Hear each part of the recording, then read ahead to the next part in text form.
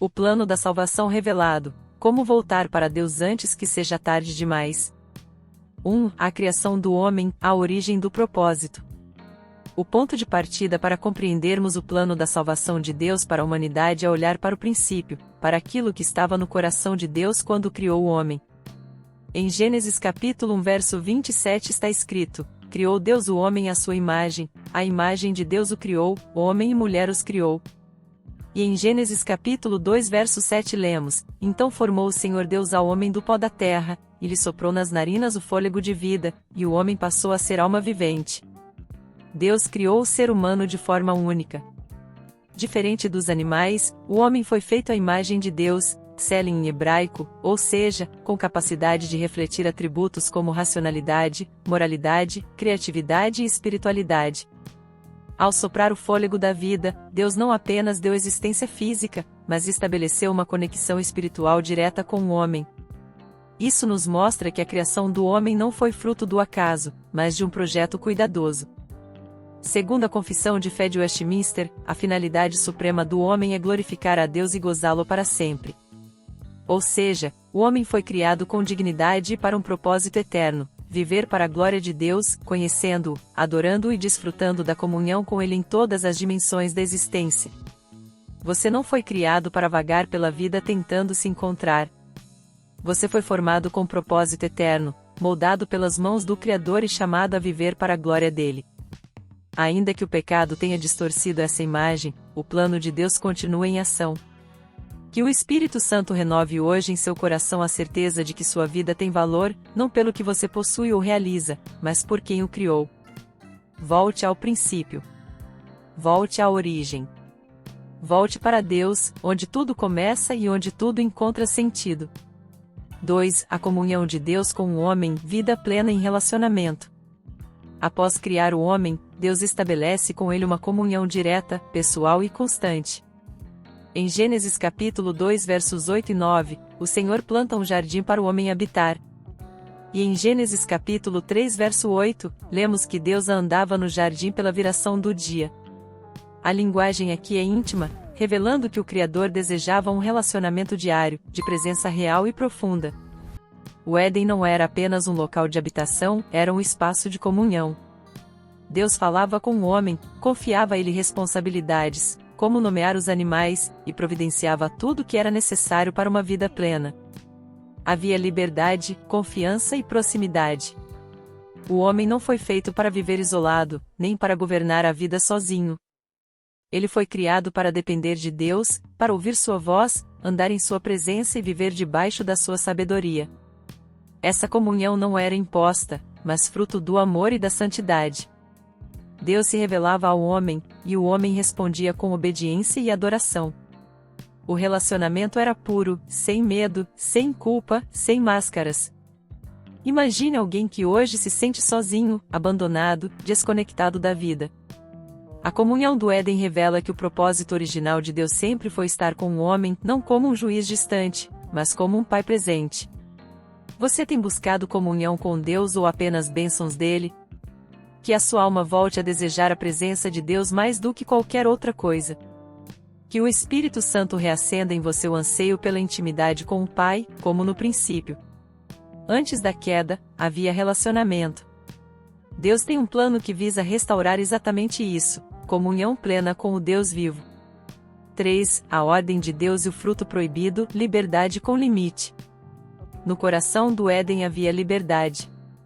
O homem podia comer de todas as árvores do jardim, exceto uma. Em Gênesis capítulo 2 verso 16 e verso 17, Deus declara: de toda árvore do jardim comerás livremente, mas da árvore do conhecimento do bem e do mal, dela não comerás, porque no dia em que dela comeres, certamente morrerás. Essa ordem nos ensina algo fundamental: a verdadeira liberdade não é a ausência de limites, mas a vivência segura dentro da vontade de Deus. O homem não era uma máquina ou que agia no automático. Deus lhe deu capacidade moral, vontade, consciência e a oportunidade de escolher. A advertência de Deus é clara e direta. A expressão certamente morrerás no hebraico é mortamut, uma construção enfática que expressa a certeza absoluta: morrer, você morrerá. Ou seja, a consequência da desobediência não era simbólica, mas real e trágica, morte espiritual imediata e morte física como consequência. Ao proibir o fruto, Deus não estava privando o homem de prazer, mas o protegendo da autodestruição. O limite era uma expressão de amor. Era um chamado à confiança: eu sou o Criador, e sei o que é melhor para você. Pense em uma criança pequena que, ao brincar perto do fogo, ouve do pai: não toque. O pai não quer limitar a alegria do filho, mas evitar que ele se queime. Assim é Deus conosco. Você tem enxergado os limites de Deus como cuidado ou como opressão? Que o Espírito Santo te ajude a entender que a vontade de Deus é boa, perfeita e agradável. Que você veja os mandamentos não como algemas, mas como trilhos que guiam para a vida. E que o temor ao Senhor cresça em seu coração como expressão de amor, reverência e confiança. 4. A entrada do pecado no mundo, a queda e suas consequências. O capítulo 3 de Gênesis marca a virada trágica na história da humanidade. A serpente, símbolo de engano e rebelião, se aproxima da mulher com uma pergunta sutil e venenosa: é assim que Deus disse? Gênesis capítulo 3 verso 1. A dúvida plantada no coração, a distorção da verdade e o desejo de autonomia levaram o homem e a mulher à desobediência. Eva come do fruto. Adão, consciente da ordem divina, também come. E naquele momento, o pecado entra no mundo. O pecado, aqui, não é apenas um ato externo. É uma rejeição da autoridade divina, uma quebra da confiança, uma tentativa de ser como Deus, conhecendo o bem e o mal à parte da revelação. A consequência é imediata: os olhos se abrem, mas não para a sabedoria, e sim para a vergonha. Eles percebem que estão nus. Tentam se cobrir com folhas. Fogem da presença de Deus. O que antes era comunhão agora é medo. O que era liberdade agora se torna peso. Antes do pecado, o homem desfrutava de uma comunhão íntima com Deus. Ele andava no jardim ao lado do Criador, ouvia sua voz sem medo, tinha acesso livre e pleno à presença divina. Não havia vergonha, culpa ou barreiras. O homem se relacionava com Deus com pureza, simplicidade e alegria. Era uma convivência marcada por confiança e amor. Depois do pecado, tudo mudou. O homem se esconde. A comunhão dá lugar ao medo. A presença de Deus, antes desejada, agora é evitada. A transparência foi substituída por folhas costuradas, por tentativas humanas de cobrir a culpa. A paz com Deus foi rompida, e a alma humana passou a carregar o peso da separação espiritual. O pecado quebrou a ponte da comunhão, tornando urgente a necessidade de redenção. A entrada do pecado rompe o relacionamento com Deus, distorce a identidade do homem e envenena toda a criação. Romanos capítulo 5 verso 12 nos ensina que por um só homem entrou o pecado no mundo, e pelo pecado a morte. A morte espiritual acontece de imediato, e a morte física passa a reinar sobre toda a humanidade. Então Deus, por amar o homem, o expulsa do jardim. Isso pode parecer duro à primeira vista, mas Gênesis capítulo 3 verso 22 nos mostra a misericórdia por trás dessa ação. Havia no Éden a árvore da vida. Se o homem comesse dela naquele estado de rebelião, viveria para sempre como um pecador separado de Deus. A expulsão foi, na verdade, uma proteção contra a eternização da queda. Deus fecha o caminho para que, mais tarde, possa abrir a porta da salvação. Desde então, vivemos em um mundo marcado pelo pecado, relações quebradas, natureza corrompida, dores, doenças, guerras, injustiças. O Éden foi perdido. Você tem reconhecido a gravidade do pecado ou tem tratado a desobediência como algo leve? Que o Espírito Santo te convença da profundidade do que foi perdido com o pecado, mas também te prepare para enxergar a grandiosidade do plano de redenção que Deus já estava prestes a revelar. Onde abundou o pecado, superabundou a graça. 5. Mas eu não sou pecador, a ilusão da justiça própria. É comum ouvirmos: mas eu nunca matei, nunca roubei, nunca traí, por que Deus me condenaria? Essa é uma das maiores ilusões espirituais da humanidade, a falsa segurança na própria justiça. A palavra de Deus confronta essa ideia com clareza e profundidade. Em Mateus capítulo 5 verso 27 verso 28, Jesus diz: Ouvistes que foi dito, não adulterarás. Eu, porém, vos digo que qualquer que olhar para uma mulher com intenção impura no coração, já cometeu adultério com ela. Aqui o Senhor expõe o engano de uma moralidade apenas externa. Ele revela que o pecado começa no coração. Não basta não praticar, se desejar, já em seu coração cometeu adultério, portanto é réu de morte. Quantas vezes invejamos em silêncio? Quantas vezes mentimos para proteger nossa imagem? Quantas vezes julgamos outros com dureza, mas ignoramos nosso próprio orgulho, vaidade ou egoísmo? Romanos capítulo 3 verso 23 diz: Todos pecaram e carecem da glória de Deus. Todos. Sem exceção. A palavra todos no grego, pantes, não deixa margem para exceções ou comparações. Pecado não é apenas o que escandaliza a sociedade. Pecado é viver à margem da glória de Deus, fora do padrão de santidade que Ele estabeleceu. E essa é nossa condição desde o Éden. A justiça própria é um manto de folhas que não cobre a nudez espiritual. A tentativa de se justificar por boas obras ou comparação com outros é, na verdade, uma negação do que Cristo veio fazer, é tentar baratear o sacrifício de Jesus. Você tem se comparado aos outros para tentar se justificar diante de Deus? Ou já reconheceu que precisa de um Salvador? Que o Espírito Santo hoje remova toda falsa segurança e revele com clareza: sem Cristo, todos estamos perdidos. Mas esse diagnóstico não é para nos destruir, e sim para nos preparar para a graça. Porque somente quem entende sua condição de pecador é que pode valorizar a beleza da salvação. 6. A condenação e a esperança, o peso da justiça e a oferta da graça. Romanos capítulo 6 verso 23 declara: Porque o salário do pecado é a morte, mas o dom gratuito de Deus é a vida eterna em Cristo Jesus, nosso Senhor. Este versículo é um divisor de águas, ele nos mostra duas realidades, duas sentenças, dois caminhos. A primeira parte é clara e inegociável: o salário do pecado é a morte. A palavra salário no grego é opsia, um termo militar usado para descrever o pagamento que um soldado recebia por seus serviços. Paulo está dizendo que a morte é o pagamento justo por nossa vida de pecado. Não é exagero. É justiça. Todo pecado, por menor que pareça aos olhos humanos, é uma rebelião contra um Deus infinitamente santo. A morte aqui não é apenas física. É espiritual. É eterna. É a separação definitiva da presença de Deus.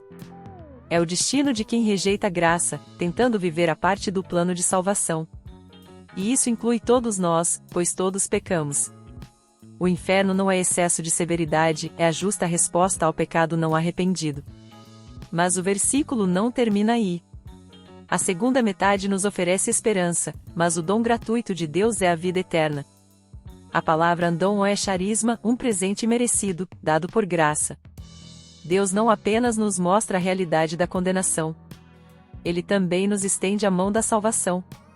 E essa salvação não vem por esforço humano, religião, tradição ou mérito. Ela vem nos méritos de Cristo Jesus, nosso Senhor. Cristo tomou sobre si o nosso salário. Ele morreu a nossa morte, para que pudéssemos viver a sua vida. Isaías capítulo 53 verso 5 diz: Mas ele foi traspassado pelas nossas transgressões e moído pelas nossas iniquidades, o castigo que nos traz a paz estava sobre ele, e pelas suas pisaduras fomos sarados. Essa é a beleza da cruz. Deus é justo ao condenar o pecado, mas é gracioso ao oferecer o perdão. O castigo caiu sobre o Filho para que a graça chegasse até nós. Você ainda está vivendo do seu salário de pecado, ou já recebeu o dom da vida eterna? Hoje pode ser o dia em que você para de correr, para de fingir, e finalmente se rende ao Salvador. Que o Espírito Santo convença seu coração, que o véu caia dos seus olhos, e que você compreenda que a salvação não é um peso a carregar, mas um presente a ser recebido. Receba. Creia. Arrependa-se. E viva. 7. O que fazer para ser salvo? Arrependa-se e creia no Evangelho. Depois de tudo o que vimos, da criação à queda, da condenação à esperança, resta uma pergunta essencial: o que devo fazer para ser salvo? Essa não é uma pergunta nova.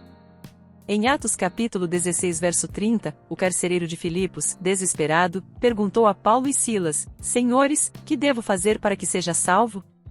E a resposta foi imediata: crê no Senhor Jesus, e será salvo. Atos capítulo 16 verso 31. A salvação não exige rituais, peregrinações, obras meritórias ou herança religiosa.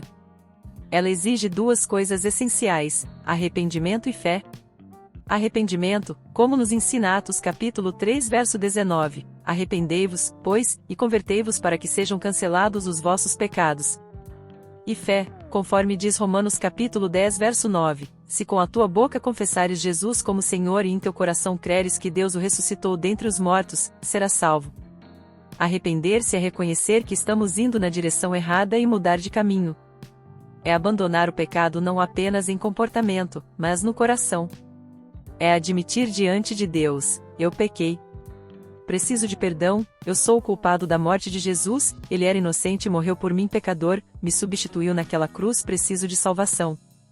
E fé é lançar-se inteiramente sobre a obra de Cristo, confiando que o sangue dele é suficiente para perdoar, restaurar e salvar. A salvação é um presente, mas um presente precisa ser aceito. E esse aceitar não é um mero gesto religioso, mas um ato de rendição total. Quando alguém crê em Jesus como Senhor e Salvador, sua posição diante de Deus é mudada. Ele passa da morte para a vida, das trevas para a luz, da condenação para a justificação. Em 2 Coríntios capítulo 5 verso 17 diz: se alguém está em Cristo, é nova criatura. As coisas antigas já passaram, e eis que se fizeram novas. Essa é a obra da salvação, um novo nascimento, uma nova história, um novo coração. Você está pronto para parar de lutar sozinho e se entregar ao Salvador? Hoje é o dia aceitável. Hoje é o tempo da salvação. Não endureça seu coração. Não adie mais. Arrependa-se, creia, clame a Deus por salvação. E Ele, que é rico em misericórdia, e ouvirá a sua oração. Que o Espírito Santo confirme essa palavra em seu coração, te leve ao quebrantamento e à fé salvadora.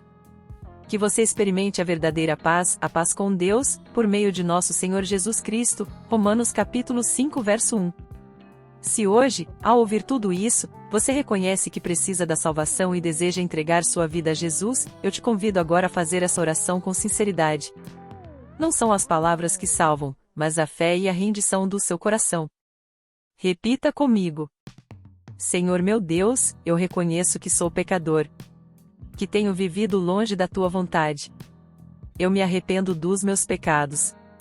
Reconheço que Jesus Cristo é o teu Filho, que morreu em meu lugar na cruz, e ressuscitou ao terceiro dia para me dar vida eterna. Eu creio em Jesus como meu único e suficiente Salvador. Entrego minha vida em tuas mãos. Escreve meu nome no livro da vida. Me transforma, me guia, me sustenta. A partir de hoje, eu sou teu, e quero viver para a tua glória. Em nome de Jesus, amém. Se você fez essa oração com fé e sinceridade, bem-vindo à nova vida. Você acaba de dar o passo mais importante da sua existência. Que o Senhor te fortaleça e te conduza em cada dia dessa nova caminhada.